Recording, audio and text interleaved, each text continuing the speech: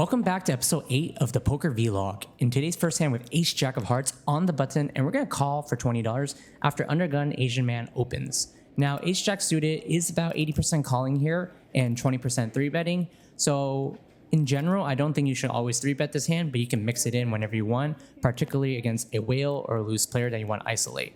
Now, Big Blind gives us the bad news and 3-bets us to $105. Ace Jack suited now is 80% folding once again and calling about 20% of the time against a Big Blind squeeze. I think in actuality, you can probably even say like fold like 90% to almost 100% because those squeezes are just so value heavy.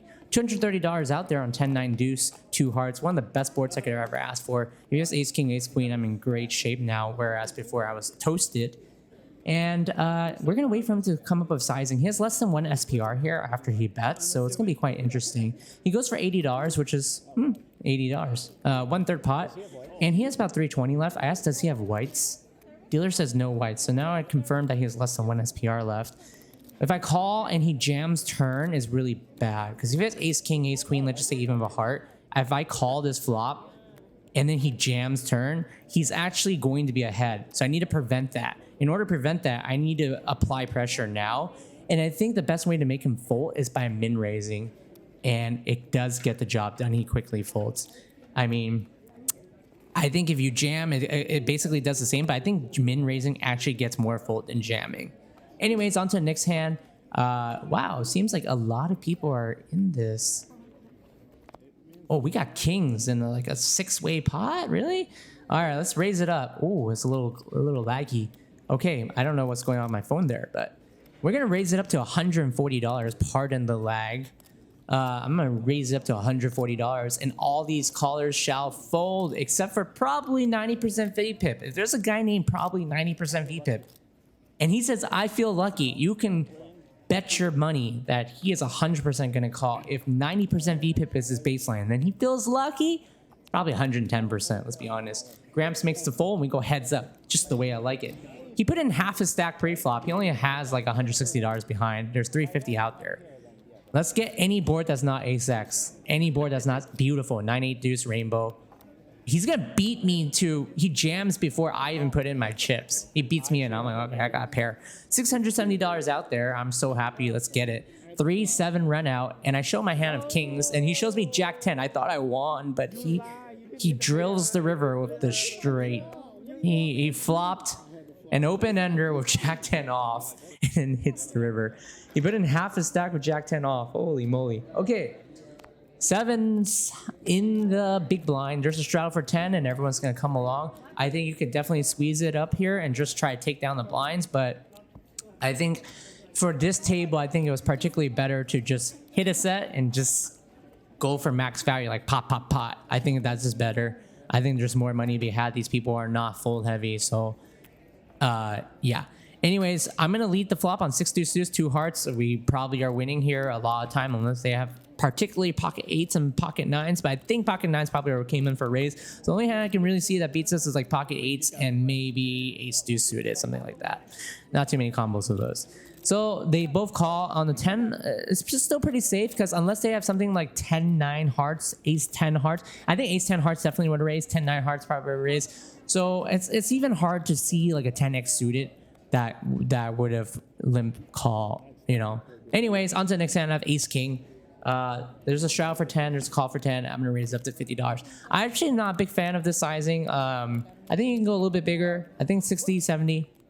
This table seems to be so heavy, but if you say $70, there's a straddle for 10. Sounds a little bit ridiculous. 90% VPIP makes the call for 50, which is pretty standard, expected. I mean, I love to see it. He is the jack 10 man. Maybe I should just call him jack 10 man, but I think 90% VPIP is more accurate.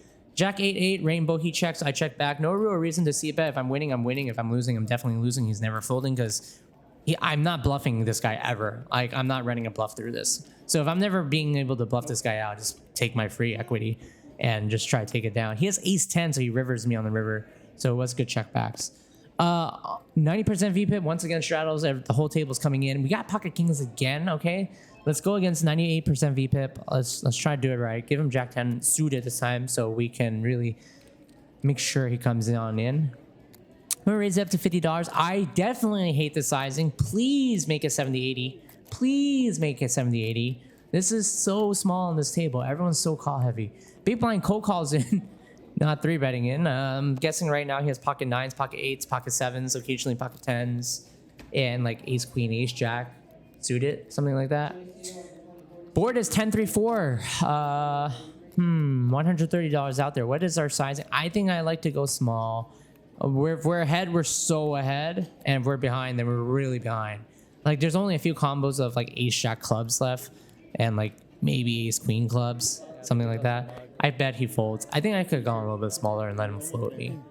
Anyways, on to the next hand, or maybe even entertain a check back on the kings. Blue Gramps raises to 20, and I just call on the button. I think I didn't want to 3. I think normally I would 3-bet this hand, but I realized his table keeps calling everything, so like I think my 3-bets won't work. So I'm just gonna call with a very, very marginal hand because I just want to be invested in these pots with these players. But I still think in hindsight 3-betting is probably better than going heads up. Then yeah, this is probably a mistake. I assume. Anyways, Blue Gramps bet $55 into 80. Pretty big pot size bet, 4-way pot. But I can't fold anywhere. We didn't call pre-flop to flop the nutter gutter butters just to fold, so we got to call. And it's pretty problematic. Blue Gramps also doesn't have a lot of money behind. But luckily, we get a pretty good turn card because we're going to get a 7 of clubs. And, this makes our life very, very easy if he bets big. Bet big, so I just end my hand. Or bet really, really small. $190 out there on the turn, and he bets some amount, and I fold. I'm not really sure. It looks like $70.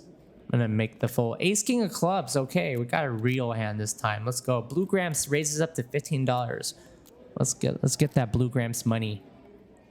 We're going to come in with a 3-bet to $50. Sick pot is now going to grow after small blind cold calls the 3-bet.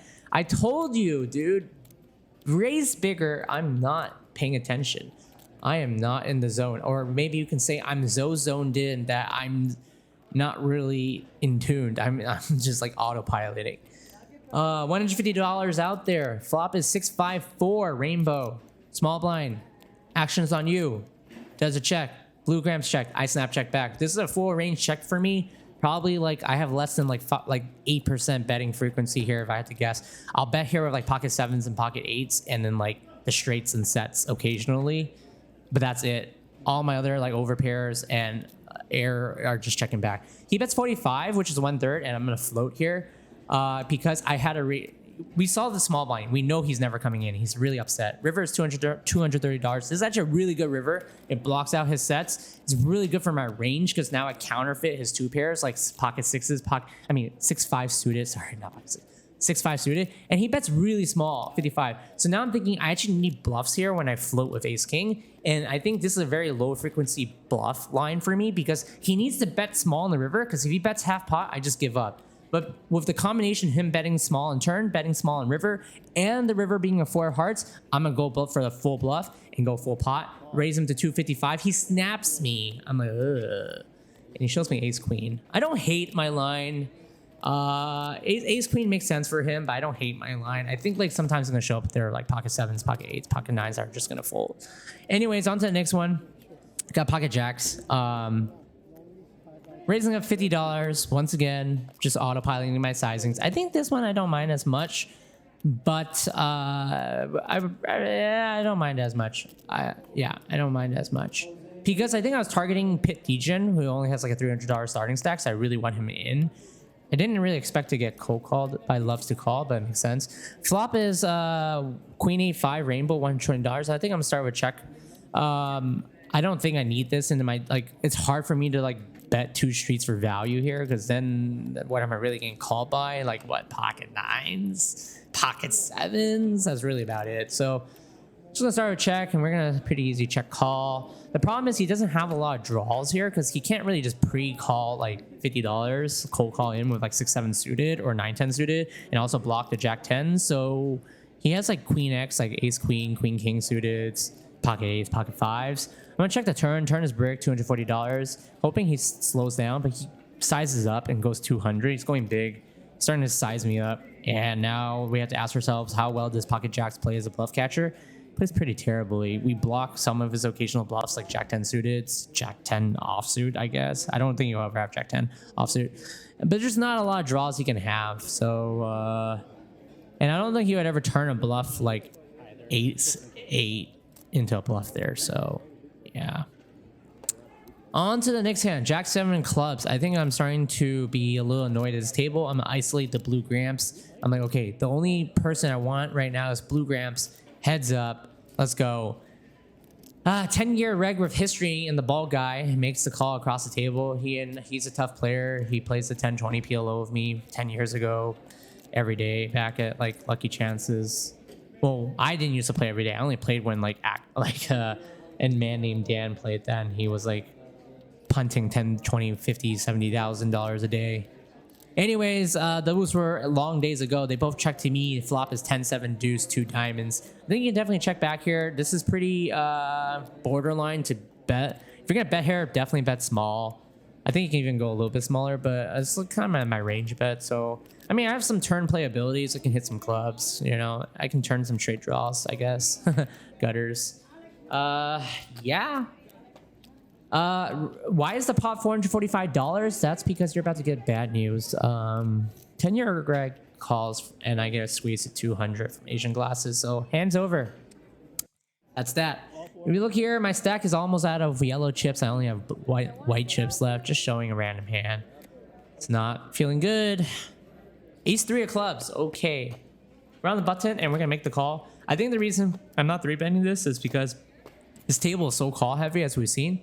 I don't want to 3-bet and just get called and just be in there with ace 3 against some like 2 people or even 1 person. It's just kind of tough. Like I have like no real full equity. Where is the flop? There's $80 out there and flop is 10-6 deuce, 2 clubs. Okay. Asian glasses leads for $20. I think he c-bet. I think he was the pre-flop aggressor. He goes 1/4. So yeah, we're gonna raise this up. His sizing is so weak and I'm gonna go big. Because his sizing is weak, his hand should be weak, and we're going to just take it down. If he does call, then I still have equity. Turn is a king of diamonds, and he checks to me, and now I'm like, maybe he was strong. But why would he leave for 20? I'm kind of confused. But I don't think he's going to fold. So, I don't know. I'm a little bit weirded out. I'm just going to check back. And I'm thinking if he has a straight draw, 7, 8, 8, 9, I just win with my ace high. I can beat his club draws. He shows me deuce 4. He river 2 pair. So my read was wrong on the flop. He was actually very weak, but I saved money, but wrong read. We're on a bomb pot. Ace of diamonds. We got aces in a bomb pot? No, this is so bad. We have to hit an ace. Our hand is so garbage. It's a bomb pot. Oh my god, we have aces. Why? Why do I have aces in a bomb pot? $160 out there. At least we have the nut flush draw. What do we do? We're gonna bet. What's our sizing?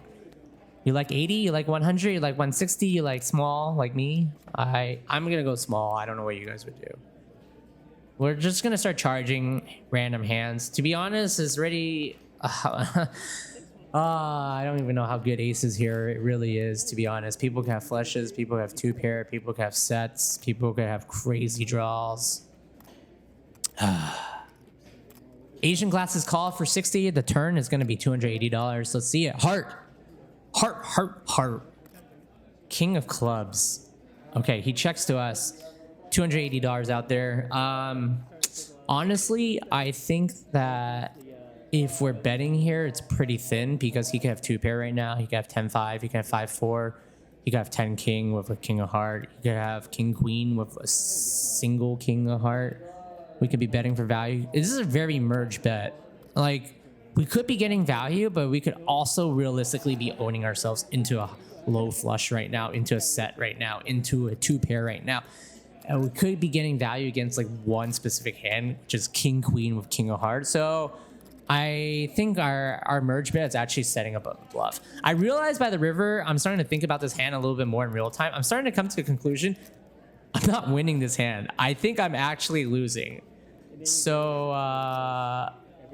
what do we do? If I bet small, I'm going to get called by like 2 pair or set.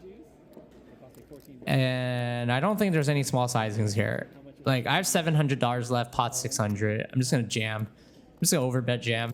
Because I realize at this point, once he calls like flop and turn, he's gonna have way more hands that are just better than one single pair and a heart. Like, is he really gonna have something like 10 queen with a queen of heart?